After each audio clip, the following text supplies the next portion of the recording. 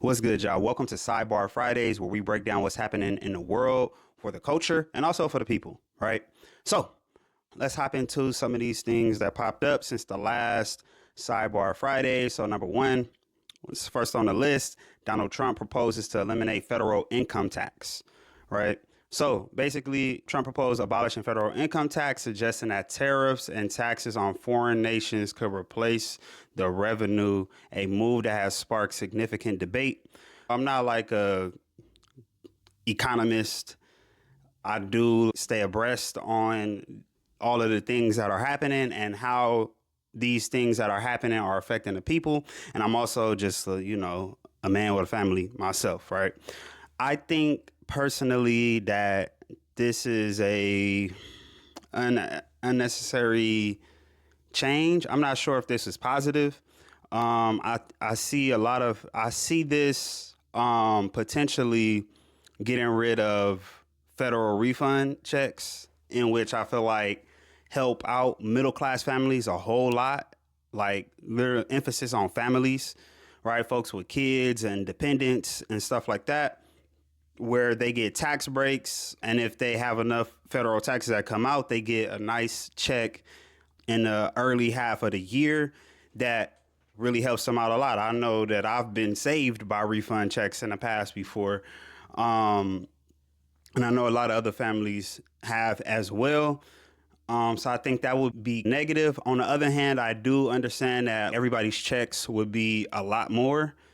So I don't know. I'm not sure. I'm just not sure, because if you fill in your lifestyle with the check that you're receiving, right? Because that's what most people are going to do. They're just going to fill in their lifestyle with the check that they're receiving, which means that there will not be the opportunity to receive a refund check for the overpayment of taxes. So I'm not sure. And then on the other hand, just on some like basic common knowledge, like just basic thinking, if these countries don't want to pay tariffs, I feel like they're either going to find a way around it or find a new customer for their products, right? I feel like they could potentially band together to create their own geo-economic alliance to begin buying and selling products from each other and just cut the United States out, which could significantly impact the revenue of the United States and hurt folks. So I'm not sure. It's looking like a better tweak to the system than to completely abolish it. I see folks are used to these taxes coming out, and they also make up a great deal of United States revenue. I believe it's 2 trillion or something like that. And I'm not sure if you give up a 2 trillion. I'm not sure if it's wise to get rid of a $2 trillion revenue source for something that is like unproven in today's time. Like, who's making trillions of dollars off of tariffs, like country wise? I don't know that answer, but maybe folks have looked that up.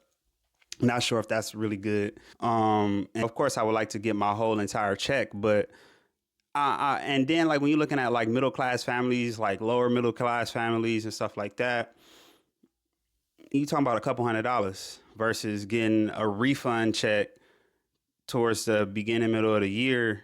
I feel like people could do more with a nice refund check than they could with $200, $300, $400, $500 extra a month personally.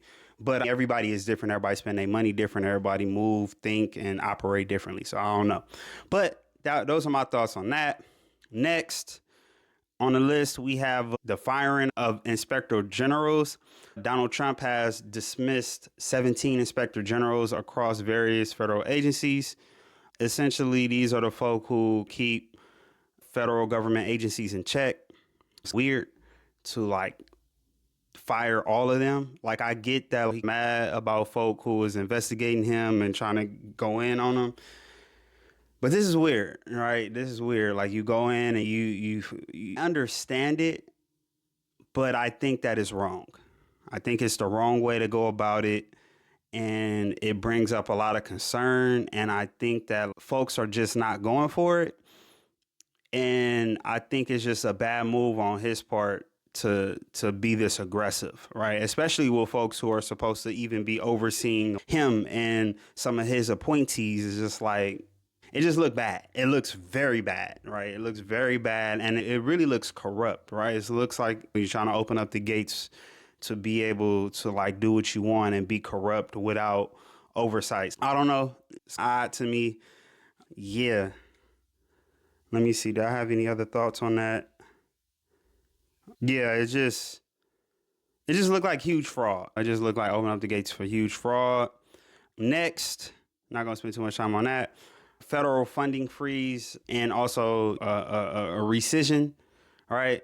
So basically, just staying on a trend of politics, the Trump administration issued a memo freezing federal loans and grants, causing widespread confusion and legal challenges before rescinding the freeze amid backlash. Man, I think personally, I feel like that was a stretch. Like, it's a lot of folk who depend on these grants, these loans, and to even play with people like that, right? All of the folks who are on Section 8 and food stamps and like people whose livelihoods would be completely obliterated and destroyed, right? If they did not get these type of services and benefits and grants and loans for these different agencies, it would like folks' livelihoods will literally be obliterated overnight. Like folks will wake up. Like some folks don't even follow politics, right? Some folks will just wake up in calamity, right? And I get it, right? You don't want folks, y'all want to get away from folks feeling entitled and being on these programs. Some people are just at that level of need where they just need these things on a regular basis. And then some people can and should be winged off of some of these programs. And just saying that you're going to freeze it or disband it or whatever, it completely wrong way to go about it. Again, there are people who depend on these things for their livelihoods, and there are better ways to go about it. I definitely personally, just being somebody who was on food stamps, who was on cash aid and all these different services, I get it. I know, like, I was on it. I'm not on it no more. It was pivotal in my life, but that's because I had certain things I wanted to do and accomplish. And not saying that the folk who stay on them for extended periods of times aren't, but there just needs to be a little bit more support for folks who are on them so that way they can get off. So like there should be a pathway and criteria to reach to like fully get off, not just cutting them off soon as they get a $5 an hour job, right? Because that's a lot of times what they do. So people are more incentivized to stay on. Nah, and that's a whole nother video, a whole nother conversation. I don't even want to go too far on that, but that was wrong, very wrong. That was crazy, and that really just let us know like where like their thinking is, right? And these are also things that were outlined in Project 2025, right? Where like they essentially don't really care about like poor folks who are trying to figure it out and trying to get it together, and also like lower middle class people too, because let's get into a point where like some folks even may need food stamps for a little bit, may need some of this cash aid for a little bit, may need some of these services to get to stay afloat for whatever changes may have happened in their lives, right? So that wasn't good. That wasn't good, and I'm glad that folks push back against that, and that they also ensured that they rescinded the decision, right? Like it's a whole other way that is way more caring, compassionate, and also efficient, right? I think the word like efficiency should not just mean saving money. Efficiency should also mean like just like a smooth transition. Right. It should feel smooth. Right. Like I think that is what we can equate efficiency to, is smooth. OK, yeah, he was on them. Now he off them, and he's living and thriving. Right. That's what we want. Right. Not like he was on them. We cut the water off. He barely even knew that it was getting cut off. And now he's trying to figure it out. And you know what happened when folks try to figure it out. It's not going to be good. So, yeah, that's my thoughts on that. Next, we got the Tuskegee Airmen training content removal and reinstatement, right? So essentially, the United States Air Force initially removed training materials that featured the Tuskegee Airmen and women Air Force service pilots to comply with the administration's DEI ban, but reinstated them following public outcry. Now, listen, that's crazy work. Removing the Tuskegee Airmen is crazy work.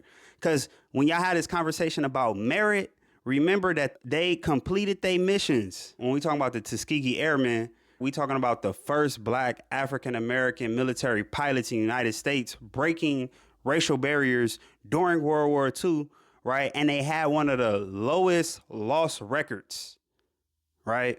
Had one of the lowest loss records, right? So when we talk about DEI versus merit, no, this is showing people that do not judge nobody based on what other folk think or even what culture thinks, right?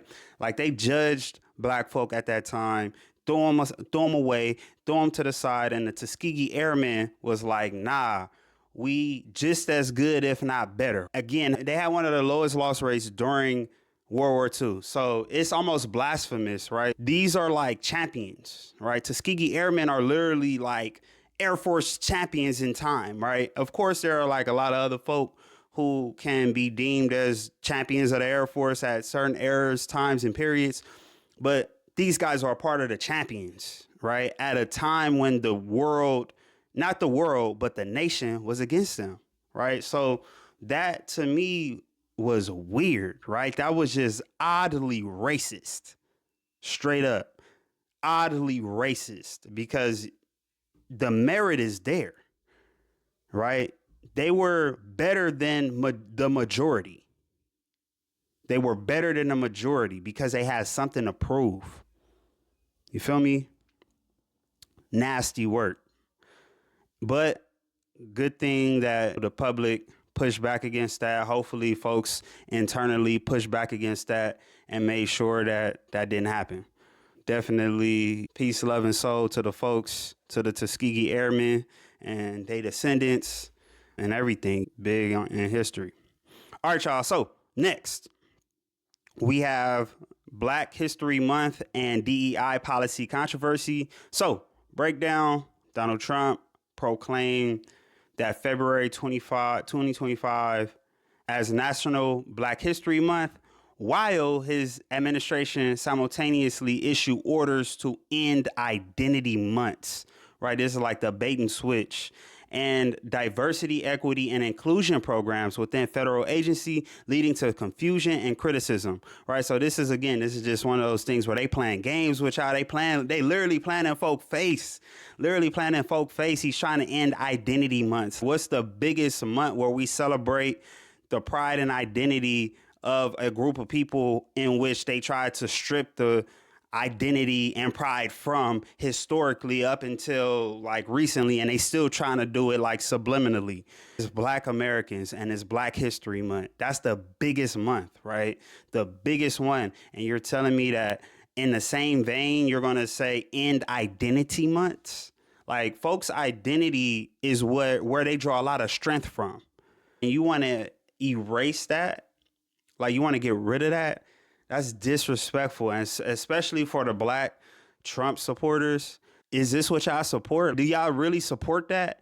Like, my thing is that if you can't criticize or push back against somebody that you like and support, then you are a slave to that person. You are not a free thinker. You are far from a free thinker if you cannot push back against something that you believe is wrong from somebody that you support. And I'm talking directly to the Black Trump supporters out there. Bro, he literally tried to get rid of Black History Month. And I understand that's very symbolic, but at the same time, y'all, like, no, you do not allow somebody to just come in here and do that type of shit.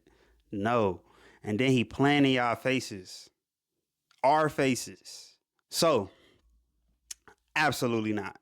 Absolutely not. Like that, no, just a big no. You feel me? And again, like DEI, that's another conversation. It's crazy. Anyways, I do have another thing with DEI next. So let's go ahead and move on to that. So we got blaming DEI for the aviation crash. with between the helicopter and the airplane. I think that was weird, right? So basically, the breakdown is following the fatal plane crash in Washington, D.C., Donald Trump blamed DEI policies for compromising aviation safety, despite a lack of supporting evidence, and also him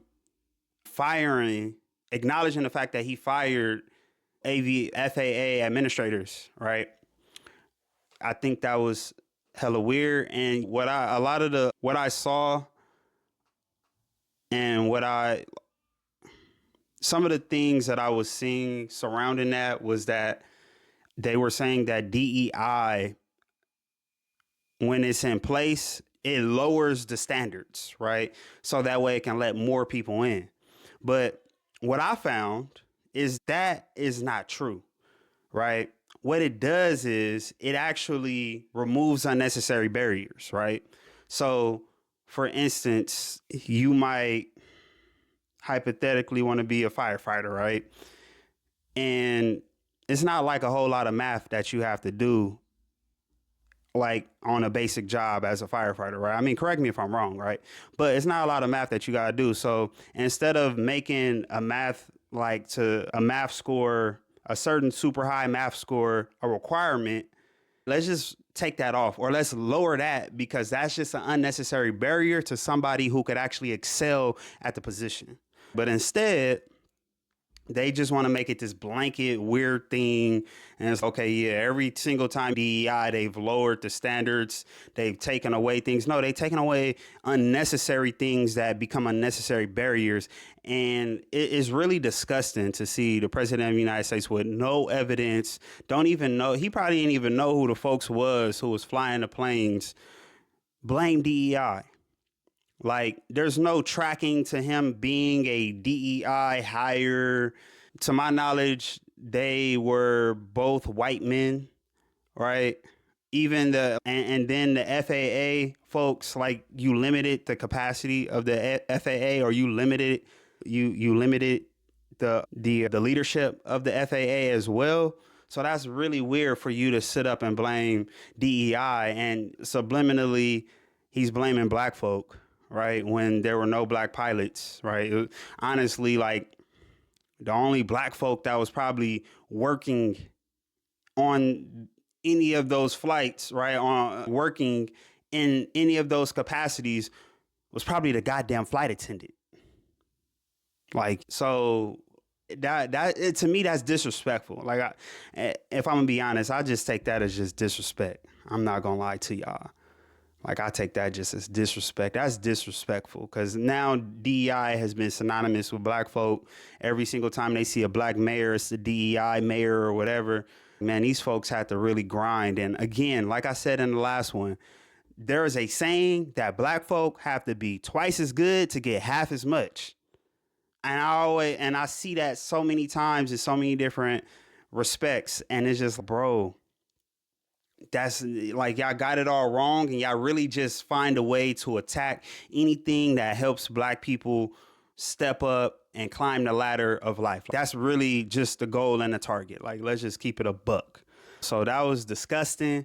That was disrespectful. And honestly, that's just a way to attack anything that black folk are attached to, and even just to blame black people for now, not only is it being used to like degrade the accomplishments and achievements and who black folk in professional settings are and who they work themselves up to become. But now it's okay. Now we can pin that on anything that's negative in society. That is like detrimental, right? To just like the image and the mental picture that folk have. And it's even some black folk who run around talking about, yeah, no DEI. Oh yeah, I want the person who's best qualified. Duh. That's what we're still getting. Nobody's just hiring people for hiring's sake. Like, it's crazy. That was disgusting. So let's go ahead and move on. Next, we got Snoop Dogg inauguration performance backlash. So in the last video, I said, Snoop, I prayed it was the edibles. I really do pray it was the edibles.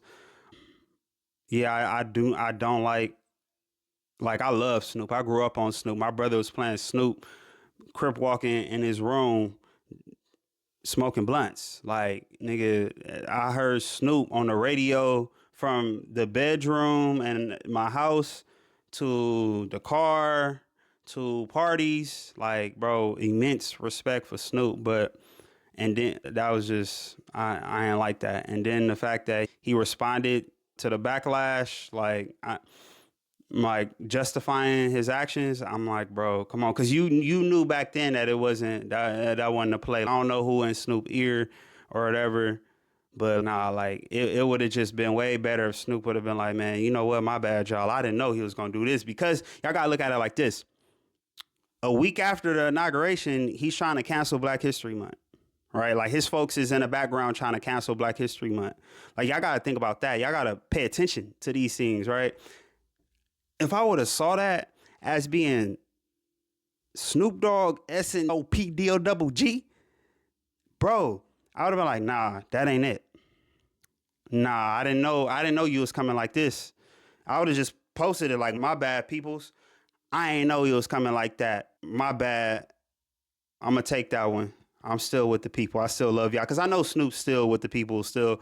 He ain't download the Magamind virus. But I know that, you know, sometimes folk like ego don't want to allow them to take a L that they feel like they shouldn't even have to take. But man, just own up to that one. That's crazy. That's crazy. Almost done, y'all. So next story, DeepSeek versus ChatGPT rivalry. So y'all, like, I like to talk about tech. I'm deep into tech. Like, I follow tech religiously. I'm not going to put too much tech on here because I'm not sure. So y'all tell me if y'all want to hear more stuff about tech. But DeepSeek versus ChatGPT rivalry. So DeepSeek is a large language model. It's a new one from China. ChatGPT, all of y'all know ChatGPT by now. It's another large language model produced here in the United States. DeepSeek was created in China, right? So basically, the breakdown, DeepSeek, a Chinese AI model, has emerged as a competitor to OpenAI's ChatGPT, offering efficient and cost-effective performance, though it faces criticism for stringent content restrictions. So y'all, you know, this one, it's a couple issues here, right? And I see like folk not really understanding what their best interests are as just like Americans. And y'all probably already know where I'm gonna go with this, just because of what I said. For those of you who are in the know around tech, but yes, DeepSeek is from China. It's like ChatGPT, but it's free for like even the high level joints. I haven't used it though, so I'm not 100% sure about even that claim. I haven't used it at all, but I'm aware of what you call this, like the techno-geographical political landscape. I'm aware of what's going on. And yeah, y'all, like DeepSeek, China is very hard on surveillance, right? And collecting data. Right. So like, I know like somewhere deep in the government far away, they probably got profiles on folks, or even like the private tech companies do. Right. But they have that with just the intention of selling us products and just capitalism. Right. In China, they have they have all of those surveillance and data on you to predict where you're going, and also to control you, literally. Like, they will restrict your movement. Like, you can't go to certain parts of town if your social credit score is fucked up, right? And they have like face scans, your tech, your numbers, your location. They know where you are at all times, right? And again, they use that to limit people's ability to speak out, right? So if you speak out negatively against the Chinese government or whatever, you might be placed on a bad list. And so China is just weird, right? Like, they just weird. And by weird, they're just different than us, right? Hey, some people might like it, whatever. But here in America, it's, bro, we get to say what we want to say, move how we want to move, and we still could be in certain places at certain times, regardless. So but at the same time, United States companies also track our data, right? Like even ChatGPT, using ChatGPT is retaining majority of all your data and all of the things that you're asking it, and it's using that to build itself better. Whereas like with China, you don't really know their intentions, right? Okay, they got profiles on all A people and they controlling the movement and restricting certain things with them. But then at the same time, it's like they are like a soft enemy of ours, right?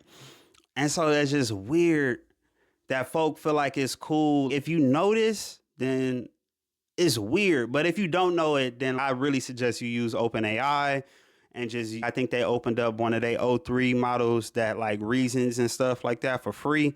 And you don't need a profile because I think it's dangerous just on the bigger like national level for folks to be using DeepSeek. Like personally, like I'm in that camp. I'm sorry. But I just feel like what are their thoughts and priorities? Like they may be controlling like bots and shit. I don't know. It's just weird. That is weird, bro. I'm not fucking with China like that. I'm not fucking with them like that as far as using their platforms and their technology and giving them information. Like I barely want to make a TikTok if I'm gonna keep it a buck with you. Yeah, I don't think DeepSeek is the way to go for like national security. Like we already trying to fight the good fight as black people here. Right. And we just don't need other battles to have to be in at the same time. I don't know. Maybe it might bring us together, but it could be dangerous. And like, nah, let's just continue to fight our fight and let everything else be everything else. But I say stick to the American made company because that's just the safest option. You feel me? Yeah. Anyways, last story, y'all. This is Elon Musk running amok in the government, right, with his Department of Government Efficiency. Yeah, y'all. So basically, y'all, for Elon Musk's role in government efficiency, right, Elon Musk was appointed to lead the Department of Government Efficiency, DOGE, a new initiative aimed at streamlining federal operations, which has sparked discussions about his influence in government. And basically, he's been like making some suggestions around cutting federal agencies and programs and trying to eliminate things that are wasting money in the United States, right?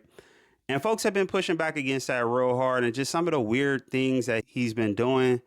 One of the most blaring things that he has done, right? Like, I think this is really weird, right? That a dude can just pull up, can pay $250 million into the government, get his own department made, and get like untold like firing power to where he's telling them to not come back to work. Not like providing a detailed list of like actions to the president. And then now the president goes and reviews them and has his team look and investigate and all like, yeah, we're going to cut this. Nah, he just telling dudes not to come back to work tomorrow. I seen that before. That's crazy. That's crazy that they gave bro that much power, that he was able to buy his government. Like the government look real cheap right now. I know a lot of billionaires are like, what? It only costs $250 million? Bet. Bet. I don't know. I don't like it. Bro literally told the USAID, United States Agency for International Development, he's literally telling them not to come back to work. Like he's literally putting niggas on administrative leave. That's crazy. No suggestions, no nothing. Just don't come back to work. No. How are y'all letting this happen? That's crazy. Like, bro, that's weird. Just firing folks. Like, yeah, I feel like that's an overstep. I feel like they're allowing him to overstep. I feel like that is just violating so many different like actual laws and also like laws of power. Like, I feel like all of what he's doing is going to come back to bite him. He's not moving in a way that he's supposed to be moving. If you are like genuine about cutting government spending, this looks like fraud and corruption and stuff like that. So I don't know. We'll see. What else he do? Access and Treasury's payment system. Lord have mercy. That's literally like giving your boss or like your manager, or not even your manager, but like the third party, like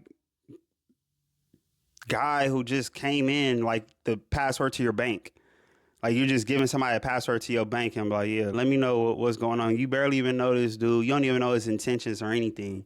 Like, I don't know. That's weird. Like that make me feel insecure as just like an American. So yeah. Also,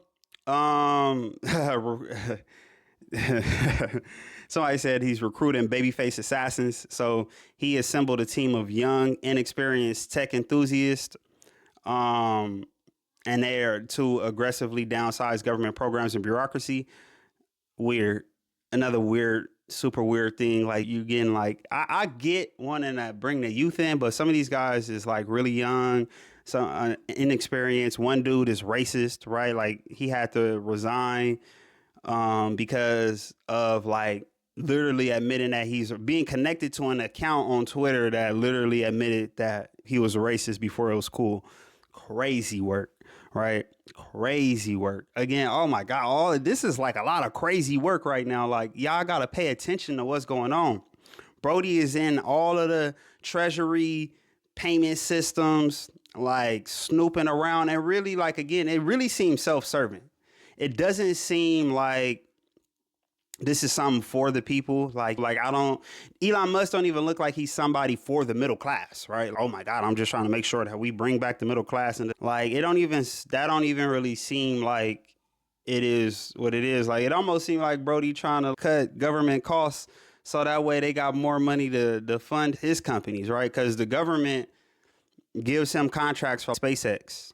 And also, I believe he receives like government like subsidies for the electric, like for Tesla. Like they make batteries, and so like batteries that can store energy and potentially could store energy, solar energy, which is more efficient, more green, and more better for the climate and society. And he receives that too. So I don't know. He doesn't seem like he's for the American people, like having more bread in their pockets. It just don't seem like that. Like it just seemed, I'm not sure what his intentions are. He never stated them. But what is the mission here? Like everybody agrees that the government can be ran more efficiently, but I don't think that he's even trustworthy enough to do that. Yeah. Also, he threatened his critics with federal action, right? This is weird too. He used his platform to warn detractors, right? And basically folk who are against what he's doing at DOGE. He basically is saying, bro, we're going to come at you. And so that's weird too. That's weird. Weird behavior. Shut it down. Yes. So, no, that's it, y'all. That's it, y'all. But yes, so that's pretty much it for the sidebars. You know, pretty interesting things happening. Again, you know, they definitely got us fucked up with the Black History thing when they're trying to cancel. They're saying that it's Black History Month, but also trying to cancel it in other spaces like that. We like while we're not looking. Weird behavior. It's a lot of weird stuff happening in politics and the economy and stuff like that. And I'm an independent, y'all. I'm not Democrat or Republican. I'm independent, but I'm definitely pro-Black. Right. And I'm not anti anybody. But if you are like not anti anybody and you just trying to like, you know, that a lot of the stuff that's happening is weird and y'all should really call it out. Like anywhere that you can, that in places that you speak, or, you know, I don't know, donate money to something, or like contribute somewhere, contribute towards society and the world that you live in and benefit from. Contribute to it in any way, shape, or form, whether somebody is fighting for the things that you believe in, or if you want to use your voice and say something and just put your perspective out there. I think it's important that everybody do something, right? Even like and comment, right? So, yes, y'all. Without further ado, though, that is today's sidebar for February 7th. Y'all have a blessed one. Peace.